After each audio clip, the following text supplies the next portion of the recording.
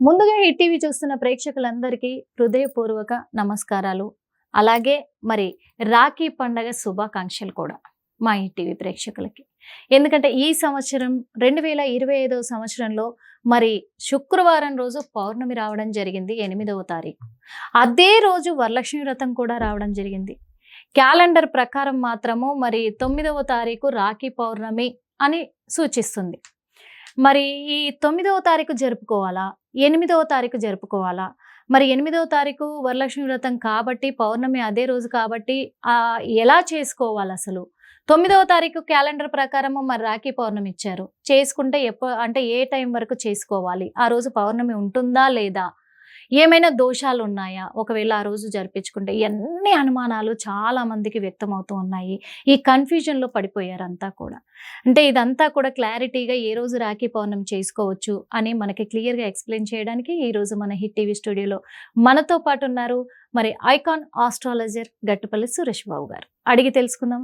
నమస్తే గురుగారు. జై శ్రీమన్నారాయణ. ముందుగా రాఖీ పౌర్ణమి శుభాకాంక్షలు మీకు కూడా. మీకు కూడా, మీకు మీ బ్రదర్స్ అందరికి రాఖీ పౌర్ణమి శుభాకాంక్షలు. తప్పకుండా అండి. Thank you so much. మరి రాఖీ పండగ అంటే ప్రత్యేకమైన రోజు, ఒక రోజు రాఖీ పౌర్ణమి అని క్యాలెండర్లో కానీ పంచాంగం ప్రకారం కానీ చెప్పుకుంటూ ఉంటారు. ఈ సంవత్సరం ఏంటంటే కన్ఫ్యూజన్లో పడిపోయారు ప్రజలందరూ కూడా. ఏ రోజు రాఖీ పండగ చేసుకోవాలి? ఇప్పుడు ఆగస్టు మాసంలో 8వ తారీఖు పౌర్ణమి వచ్చింది. పౌర్ణమి రోజే రాఖీ పండుగ జరిపించుకోవాలి అని చెప్పేసి చాలా మందికి కూడా ఒక నమ్మకం ఉంటుంది. మరి అదే రోజు వరలక్ష్మి వ్రతం వచ్చింది, కానీ రాఖీ పండుగ ఏమో క్యాలెండర్లో 9వ తారీఖు చూపిస్తూ ఉన్నారు. ఏ రోజు చేసుకోవచ్చు అంటారు? ఈ సందేహం ఎలా గురువు గారు? అక్కడ ముఖ్యంగా ఏంటంటే శుక్రవారం రోజున చాలా పండుగలు ఉన్నాయి. అందువల్ల క్యాలెండర్ కాలమ్స్ లేక 9వ తారీఖు అని మార్చారు. కాలమ్స్ లేక మార్చారా? 8వ తారీఖు కాలం అయిపోయింది, అందుకని 9వ తారీఖు అని మార్చారు. దానివల్ల క్యాలెండర్లో 9వ తారీఖు రాఖీ అని ఉంటుంది. అంటే మరి ఏ రోజు జరుపుకోవాలి అసలు? ఇక్కడ ఏంటంటే మన తెలుగు సాంప్రదాయ ప్రకారంగా మనకు పూర్వీకుల నుంచి వచ్చేటువంటిది ఏంటంటే కొన్ని పండుగలు సూర్యోదయానికి ఏదైతే తిథి ఉంటుందో దాన్ని చేసేటువంటి విధానాలు అయితే ఉన్నాయి కొన్ని. అందుకని పౌర్ణమి 8వ తారీఖు వచ్చినప్పటికీ సాయంత్రం వచ్చింది. అందుకని సూర్యోదయానికి పౌర్ణమి ఉంటుంది కాబట్టి 9వ తారీఖు కూడా సూర్యోదయానికి పౌర్ణమి ఉన్నది. అందుకని 9వ తారీఖు శనివారం రోజున, ఆగస్టు 9 శనివారం రోజునే రాఖీ పండుగ అనేది జరుపుకోవడం అనేది ఆనవాయితీగా వస్తుంది. పౌర్ణమి రోజు చేయాలి కాబట్టి రాఖీ పౌర్ణమి రోజే ఉంటుంది కాబట్టి 9వ తారీఖు ఆగస్టు నెల 2025. అందుకని సూర్యోదయానికి ఈ యొక్క పౌర్ణమి ఉంది కాబట్టి ఆ 9వ తారీఖునే రాఖీ పౌర్ణమి. అంటే ఆ రోజు ఉదయం ఉంది. ఎన్ని గంటల వరకు ఉంటుంది? 12:45 వరకు పౌర్ణమి ఉంటుంది. ఇప్పుడు శనివారం 9వ తారీఖు ఆగస్టు నెల 2025 సంవత్సరం మధ్యాహ్నం 12:45 వరకు కూడా పౌర్ణమి గడియలు అయితే ఉన్నాయి. ముఖ్యంగా ఆ రోజు శనివారం అవడంతో రాహుకాలం ఉదయం 9 గంటల నుంచి 10 గంటలన్నర అంటే 10:30 వరకు రాహుకాలం ఉంది. ఈ రాహుకాల సమయంలో ఈ 1.5 గంట పాటు రాఖీలు అనేది కట్టడానికి అంతగా భారీగా తీసుకోవచ్చు. ఎందుకంటే రాహుకాలంలో రాఖీ కట్టడం ద్వారా ఆ కట్టినటువంటి స్త్రీ ఎవరైతే ఉన్నారో, అన్నా చెల్లెలు కావచ్చు, అక్క చెల్లెలు కావచ్చు, ఎవరైతే రాఖీ కడతారో వారి మధ్యన బాంధవ్యం అనేది పూర్తిగా దూరం అయ్యేలా ఉంటుంది. అది దోషం కింద పరిగణనలో తీసుకోవాలి. కాబట్టి ఏ అన్నయ్యకైనా తమ్ముడికైనా సరే రాఖీ అనేది ఉదయం 9 నుంచి 10:30 లోపు అయితే కట్టకూడదు. ఈ యొక్క గంటన్నర పాటు కట్టకుండా ఉంటే మంచిది. ఇకపోతే ఉదయం సూర్యోదయం నుంచి 9 గంటల ఉదయం 9 గంటల లోపు సమయంలో రాఖీలు కట్టుకోవచ్చు. మరలా ఉదయం 10:30 తర్వాత 12:45 వరకు కూడా రాఖీలు కట్టుకోవచ్చు. ఇక దీంట్లో వేరే ముహూర్తాలు దుర్ముహూర్తాలు ఏమీ లేవు. ఉన్నా కూడా పెద్దగా మనం పరిగణన తీసుకోవడానికి అవసరం లేదు. దుర్ముహూర్తం ఉన్నది 11:20 నుంచి 12:03 దుర్ముహూర్తం ఉంది, కానీ రాఖీ కట్టుకోవచ్చు. ఈ రాఖీ కట్టకూడనటువంటి సమయం ఏంటి అంటే ఉదయం 9 నుంచి ఉదయం 10:30 సమయం వరకు ఈ గంటన్నర పాటు రాహుకాలంలో ఉంటాం కాబట్టి రాఖీ అనేది కట్టకూడదు. అంటే చాలా మంది దూర ప్రాంతాల నుంచి వచ్చి కడుతూ ఉంటారు గురుగారు. మరి వాళ్ళకి టైం కూడా మనకు మధ్యాహ్నం శుక్రవారం రోజు కట్టుకోవచ్చు ఉంది. శుక్రవారం రోజు కట్టుకోవచ్చు. ఆ రోజు పౌర్ణమి గడియలు దాటిపోయినప్పటికీ పాడ్యంలో ఉన్నప్పటికీ రాఖీ కట్టుకోవచ్చు. సాయంత్రం 5 గంటల వరకు కూడా రాఖీ కట్టుకోవచ్చు. ఆ ఇబ్బంది అయితే ఏం లేదు. పౌర్ణమి రోజే కట్టాలనేది ఏం లేదు, ఏ రోజైనా కట్టుకోవచ్చు. అన్నదమ్ముల మధ్యన రాఖీ కడితేనే బంధవ్యం ఉంటుంది అనేది కాదు, అది మన సాంప్రదాయ ప్రకారంగా వస్తుంది. అంతేగాని రాఖీ కట్టకపోవడం వలన ఏదో బాంధవ్యాలు తెగిపోతాయి అనేది లేదు. మనసులో ఉండాలి అంతే, భావన ఉండాలి. ఆ రోజున ఇప్పుడు 1వ తారీఖు జనవరి 1న వెంకటేశ్వర స్వామి గుడిలో కిలోమీటర్ల మేర దర్శనానికి జనాలు ఉంటారు. తర్వాత దేవుడు అతనే ఉంటాడు కదండి, తర్వాత చూసిన పాపాన పోరు జనాలు. అంటే ఆ రోజున కట్టుకుంటే ప్రాసిద్ధిని, అంతేకాని ఆచార ప్రకారంగా తప్పితే ఆ రోజు కట్టుకుంటేనే బంధం కలకాలం ఉంటుంది అనేది కాదు. ఓకే, రాఖీ పండుగ అనేది సాంప్రదాయం బద్ధకంగా చేస్తున్నాం, అంటే సాంప్రదాయబద్ధంగా చేస్తున్నాం కాబట్టి మనము ఈ యొక్క రాఖీ పండుగ సాంప్రదాయంగా చేస్తున్నాం కాబట్టి కుదిరిన వారు మాత్రమే చేసుకోవచ్చు. ఇకపోతే ఆగస్టు మాసంలో అయితే ఈ యొక్క 2020 సంవత్సరం ఆగస్టు 9వ తారీఖు శనివారం రోజున మాత్రమే రాఖీ పౌర్ణమి చేసుకునే విధానం అయితే ఉంది. ముందుగా కావాలనుకున్న వారు, కుదరని వారు ముందైనా కట్టుకోవచ్చు శుక్రవారం రోజున, తర్వాత రోజు అదే రోజున తర్వాతైనా కట్టుకోవచ్చు. ఆ ఒక గంటన్నర సమయం మాత్రం కట్టుకోకుండా ఉంటే సరిపోతుంది. ఇది రాఖీ పౌర్ణమి. ఇకపోతే ప్రత్యేకత, ఈ రాఖీ కట్టడానికి గల ప్రత్యేకత ఏంటంటే కనుక మనం పురాణాల్లో తీసుకున్నట్లయితే కృష్ణుని యొక్క కాలంలో కూడా, ద్రౌపదయుగంలో కూడా రాఖీ పౌర్ణమి అనేది బంధన కట్టుకునే విధానం ఉంటుంది. కృష్ణుడు వారు పెళ్లి సంబంధాన్ని చూసానికి వెళ్ళినప్పుడు, అర్జున్ వారి ఇంటికి వెళ్ళినప్పుడు కూడా ఈ రాఖీ కట్టి పంపిస్తారు అనమాట చెల్లి. అలానే యుద్ధం సమయంలో కూడా, కురుక్షేత్రం జరిగేటువంటి సమయంలో కూడా కృష్ణుడు ఆయుర్వేదాలు అంతా బాగుండాలి అని చెప్పేసి ఎవరైతే వారి చెల్లి ఉన్నారో రాఖీ కట్టి మనం ఈ రోజుల్లో రాఖీ అంటాం, ఆ రోజు రక్షధారణ అంటాం. రక్షధారణ కట్టేసి, కంకణ ధారణ, రక్షధారణ ఉంటుంది. ఇది కట్టేసి పంపిస్తారనమాట. ఎందుకోసం అంటే దానికి ఒక రీజన్ ఉంది. వారు ఇచ్చినటువంటి వస్తువు కావచ్చు, వారు చూపించినటువంటి దారి కావచ్చు, మీరు ఒకటి గుర్తుపెట్టుకోండి, ఎవరైనా మీ స్నేహితులు కావచ్చు, మీ ఇంట్లో వాళ్ళు కావచ్చు, మీ బర్త్డేకో లేకపోతే ఏదైనా మంచి ఫంక్షన్ అయినప్పుడు ఏదైనా వస్తువు ఇస్తే అది కలకాలం గుర్తుపెట్టుకుంటాం. ఆ వస్తువుని చూస్తే ఆ మనిషి గుర్తొస్తారు మనకి, దానికోసమే కదా వస్తువులు ఇస్తారు. అలానే కంకణ ధారణ చేయడం ద్వారా మనకి ఒకరు ఉన్నారు, వారి కోసం మనం ఏదైనా చేయాలి, లేదా మన కోసం ఆలోచించేవారు ఒకరు ఉన్నారు అనే ఒక భావనలో మనం ఎంత మైండ్ సెట్ లేకపోయినా ఇలా చేయి చూడగానే అరే మా చెల్లి ఉంది అనే ఒక భావన కలుగుతుంది. ఆ భావన కలిగేందుకు, మన ప్రేమను గుర్తు చేసేందుకు మాత్రమే ఈ యొక్క రాఖీ రక్షాబంధన్ అనే ఒక పండగ అనేది నిర్వర్తించడం అనేది జరుగుతుంది. బంధాన్ని, బాధ్యతను గుర్తు చేస్తుంది. అందుకే మైండ్ సరిగా లేని వాళ్ళకి ఒక రబ్బర్ బ్యాండ్ చేతికి వేసుకోమని చెప్తారు. బద్ధకం ఉన్న వారికి, మతిమరుపు ఉన్న వారికి రబ్బర్ బ్యాండ్ చేతికి వేస్తే గట్టి కొడితే అది మళ్ళీ పల్స్ పెరుగుతాయి అనమాట.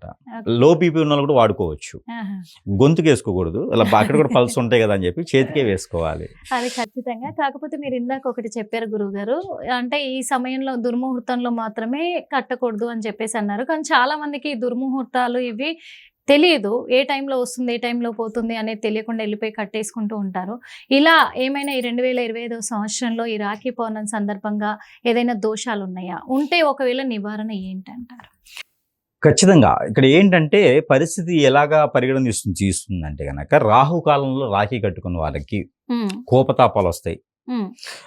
అన్నా తమ్ముల మధ్య కావచ్చు, అక్క తమ్ముల మధ్యన కావచ్చు, చెల్లి అన్నయ్య మధ్యలో కావచ్చు, తగాదాలు అవ్వచ్చు, గొడవలు అవ్వచ్చు, కోట్లాట్లు అవ్వచ్చు, ఎన్నో రకాలటువంటి ఇబ్బందులు అయితే కలుగుతాయి ఖచ్చితంగా. దానికి పరిహారం ఏంటంటే నవగ్రహకి నవధాన్యాలతో అభిషేకం చేసుకోవటం. ఓకే. లేదు అంటే కనుక మంచి డ్రై ఫ్రూట్స్, ఒక 4 రకాల డ్రై ఫ్రూట్స్, జామ పళ్ళు కావచ్చు, సీజన్ వైజ్గా ఇప్పుడు వచ్చే జామ పళ్ళు వస్తాయి, సీతాఫలం వస్తుంది, ఇలా సీజన్ వైజ్గా వచ్చేటువంటి అరటి పళ్ళు అయితే ఏ సీజన్లోనే ఉంటాయి. ఇలా 4 రకాల పళ్ళు తీసుకెళ్ళి నవగ్రహాలకి పెట్టడం, లేదంటే కనుక పేదవారికి పనిచేయడం, లేదంటే బ్రాహ్మణోత్తమునికి దానం ఇవ్వటం. ఇలా చేయడం ద్వారా కొంతమేర మిశ్రమ ఫలితాలు అయితే లభిస్తాయి.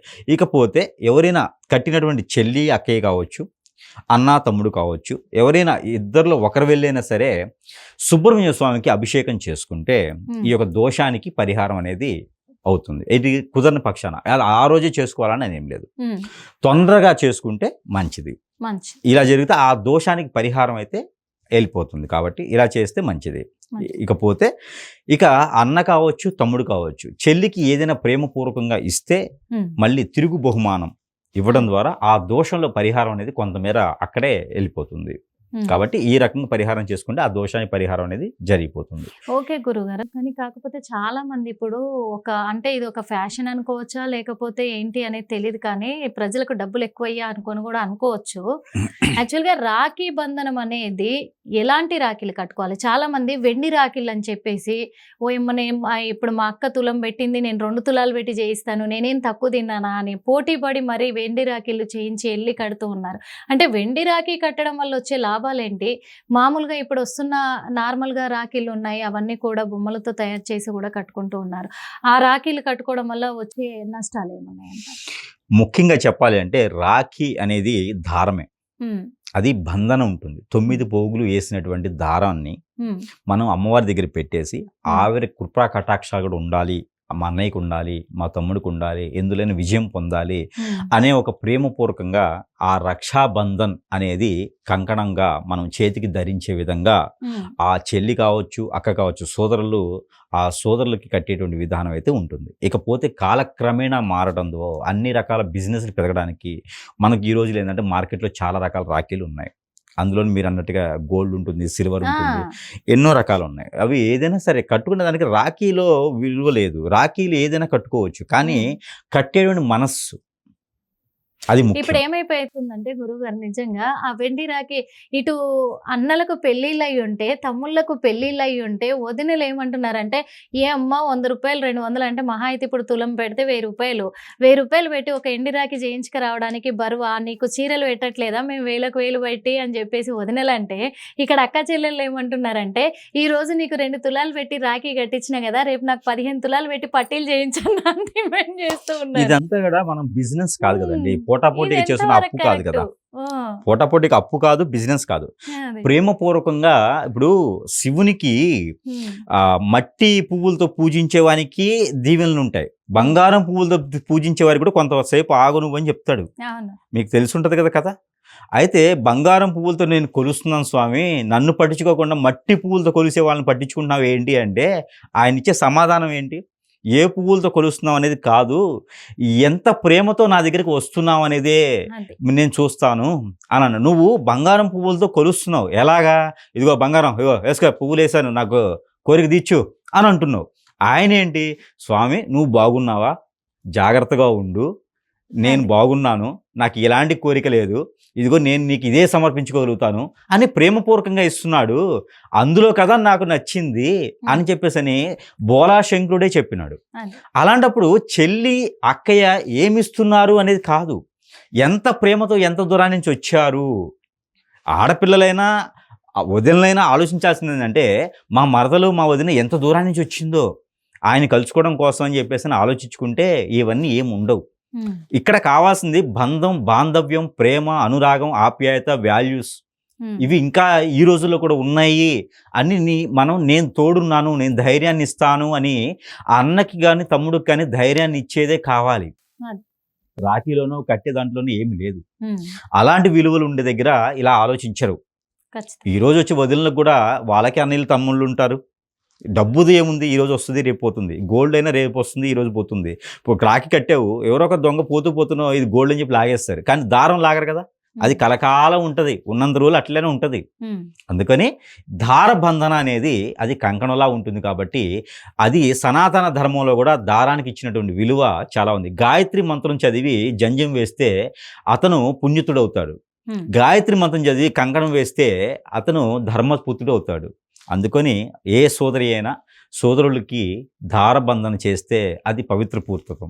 ఇక బంగారమా వెండి అనేది వారి ఇష్టంతో వారి మనసుకి నచ్చింది చేసుకోవచ్చు. అంతేగాని వీరికి అన్నయ్య మీకు ఏది కావాలి అని చెప్పి నేను ఫోటోలు తీసి ఈ గోల్డ్ సరిపోద్దా ఇదని అవసరం లేదు. బంధన. మరొకటి, ఒకవేళ ఎవరైనా కట్టుకునే పని అయితే కనుక అది కట్టుకోవచ్చు, కానీ అలా కట్టిన ప్రతి ఒక్కరికి కూడా దారం కూడా కడితే మంచిది. వెండి రాఖీతో పాటు దారం కూడా కడితే మంచిది. మెయిన్ దారమే కాబట్టి ముఖ్యంగా అది సనాతన ధర్మమైన మన హిందూ ధర్మమైన దారంతోనే బంధన చేస్తాం. అష్టదిబ్బందనం కూడా దారంతోనే చేస్తాం, అమ్మవారి కట్లు కూడా దారంతోనే చేస్తాం. ఏదైనా సరే దారంతోనే ముడిపడి ఉంటుంది. మూడు ముళ్ళు వేయాలన్నా, బంధం ఏర్పడాలన్నా ఏదైనా దారంతోనే ఉంటుంది.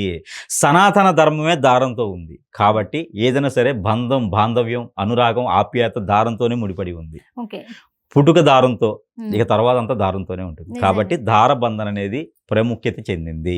ఇది ముఖ్యంగా పెట్టుకోవాలి. కానీ చివరిగా ఈ రాఖీ కట్టే సమయంలో ఆ రాఖీ కట్టే విధి విధానాలు ఎలా ఉండాలంట? రాఖీ కట్టేటువంటి విధానాలు అయితే ఏమీ లేవు. చాలా మంది ఏం చేస్తూ ఉంటారంటే రాఖీ కట్టిన తర్వాత, ఆ బొట్టు పెట్టి రాఖీ కట్టిన తర్వాత హారతిస్తూ ఉంటారు. ఈ పద్ధతిలో హారతి ఇవ్వడానికి గల కారణం ముఖ్యంగా ఎందుకు ఇస్తారో కానీ అది వారికి ఏం తెలుసు నాకు తెలియదు. హారతి ఇవ్వడానికి ముఖ్యమైనటువంటి కారణం ఏంటి అంటే, అన్నయ్యకి కానీ తమ్ముడికి కానీ దిష్టి దోషాలు ఏమైనా ఉంటే, ఎవరి కళ్ళైనా వీళ్ళమేం పడి చెడు వ్యసనాలకు బానిస అయి ఉండి వీళ్ళలో ఆర్థిక సమస్యలు ఏమైనా ఉన్నాయి, దిష్టి దోషాలు ఏమైనా ఉన్నాయంటే చెల్లి మనస్ఫూర్తిగా హారతి ఇవ్వడంతో ఆ దోషాలన్నీ పటాపంచలవుతాయి. ముఖ్యమైనటువంటి కారణం అది. తర్వాత ఆ దిష్టి తీసి పక్కన పడేసిన తర్వాత స్వీట్ పెడతారు. ఇక్కడి నుంచి నీకు శుభము, స్వీట్ తినిపించారు కాబట్టి ఇక్కడి నుంచి నీకు అంతా బాగుంటుంది అని దీవిస్తారు. దీంట్లో సోదరులు చిన్నవారైనా పెద్దవారైనా సరే ప్రేమపూర్వకంగా మన దిష్టి దోషాలు పోగొట్టుకోవాలంటే మనకి మనం చేసుకోలేం. ఎవరు చేసినా స్వార్థంతో ఉంటుంది. కానీ ఒక చెల్లి, ఒక సోదరి మాత్రమే ప్రేమపూర్వకంగా చేయగలుగుతుంది. కాబట్టి ఆవిడ మనకున్న దిష్టి దోషాలన్నీ తొలగిస్తుంది, మనకి తీపి తినిపిస్తుంది. కాబట్టి చక్కెర పొంగలు కావచ్చు, ఈ రోజులో అయితే అంత తీరికకు ఎవరికి లేదు కాబట్టి ఎక్కడైనా బయట తెచ్చాయి కాబట్టి ఎలాంటి స్వీట్ అయినా సరిగా తినేదానికి ఉంటుంది. మామూలుగా అయితే తేనె తినిపిస్తారు. మామూలుగా తేనె తినిపించాలి. తేనె తినిపించడంలో ఈరోజు పుట్ట తేనె కూడా దొరకట్లే, అది కూడా బయట దొరికేదే కాబట్టి ఇక అన్ని రకాల స్వీట్లు ఉంటాయి కాబట్టి స్వీట్ తినిపిస్తూ ఉన్నారు. ఇది చేసుకునే విధానం కుడి చేతికి మాత్రమే కట్టుకోవాలి. ఇక అవకాశం లేని వారు ఇంకా ఎడమ చేతికైనా కట్టుకోవచ్చు. ఇకపోతే చెల్లి లేదు, అక్క లేదు అని బాధపడేవారు తల్లి చేత కట్టించుకోవచ్చు. తమ్ముడు లేదు అనుకునేవారు కొడుకులకు కూడా కట్టుకోవచ్చు. సోదరి భావంతో ఉంటారు, అదే అభిమానంతో ఆప్యాయత ఉంటారు కాబట్టి కొడుకులకు కూడా రాఖీ అనేది కట్టుకోవచ్చు. ఎందుకంటే వారు బాధపడతారు కాబట్టి వారికి కూడా అవకాశాలు ఉన్నాయి. కొడుకు కట్టుకోవచ్చు, అలానే తల్లికి కట్టవచ్చు. ఈ విధానం అయితే చేసుకోవచ్చు. అంతేగాని మనకు లేదని బాధపడుకుంటూ ఏదో థియేటర్లకు వెళ్ళి కూర్చొని అవసరం లేదు, బార్ షాప్లకు వెళ్ళే అవసరం లేదు. ఇంట్లో ఉన్న వారికి కట్టుకుంటే సరిపోతుంది. ఈ విధంగా చేసుకుంటే సరిపోతుంది. ఇది ఉదయం 9 గంటల నుంచి 10 గంటల 30 నిమిషాల వరకు కట్టుకోకుండా ఉండడం వలన మంచి జరుగుతుంది. రాహుకాలం ఉంది కాబట్టి ఇక తర్వాత సమయం అంతా కట్టుకోవచ్చు. థ్యాంక్ యూ సో మచ్ గురువు గారు. మరి చూసారు కదా, రక్షాబంధన్ అనేది కూడా ఈ సంవత్సరం అయితే ఖచ్చితంగా 9వ తారీఖు 12:45 లోపు కట్టేసుకోవచ్చు. ఎందుకంటే అప్పటిదాకా పౌర్ణమి ఉంది. 8వ తారీఖు చేసుకునే వాళ్ళు కూడా చేసుకోవచ్చు, ఎలాంటి దోషం లేదు. కాకపోతే ఆ రాహుకాలంలో మాత్రమే రక్షాబంధన ధారణ మాత్రము చెయ్యకూడదు. ఆ ఒక్కటి చేసినట్లయితే కొంచెం దోషాలు ఉండే అవకాశాలు ఉన్నాయి కాబట్టి ఆ 1 గంట సేపు మాత్రమే మనం రక్షాబంధన ధారణ చేయకుండా ఉంటే మేలు జరుగుతుంది. ఈ రక్షాబంధన అనేది కూడా ప్రాముఖ్యత ఏంటి అనేది చాలా వివరంగా ఎక్స్ప్లెయిన్ చేశారు కదా. మరి అందరికీ మరోసారి మా హిట్ టీవీ ప్రేక్షకులందరికీ కూడా రక్షాబంధన్ శుభాకాంక్షలు, అంటే రాఖీ పండగ శుభాకాంక్షలు. అందరూ హ్యాపీగా ఆనందంగా రాఖీ పండగని జరుపుకోవచ్చు. హిట్ టీవీ యాప్, ఇందులో short news, live news, entertainment shows, movies, digital magazines తో పాటు మీ జిల్లా వార్తలను కూడా ఫ్రీగా చూడొచ్చు. ఇంకెందుకు ఆలస్యం, వెంటనే హిట్ టీవీ యాప్ ని డౌన్లోడ్ చేసుకుని ఫ్రీగా ఎంటర్టైన్మెంట్ పొందండి. Hit TV app, hit TV app, please download hit TV app. Hit TV app ని ఫ్రీగా డౌన్లోడ్ చేసుకుని ఎంజాయ్ చేయండి. మీకు నచ్చిన ఎంటర్టైన్మెంట్ కోసం హిట్ టీవీ యాప్ ని ఫ్రీగా డౌన్లోడ్ చేసుకుని ఎంజాయ్ చేయండి. హిట్ టీవీ యాప్ ని డౌన్లోడ్ చేసుకుని ఆస్వాదించండి, ఆశీర్వదించండి. ఇంతమంది సెలబ్రిటీలు హిట్ టీవీ యాప్ ని డౌన్లోడ్ చేసుకోండి అని చెప్తున్నారంటే ఎంత మంచి యాప్ ఆలోచించండి. అమెరికా అమెరికా అమెరికా అమెరికాలో చదవాలనుకునే వాళ్ళకి విశ్వసనీయమైన పేరు మన శౌర్య కన్సల్టెన్సీ.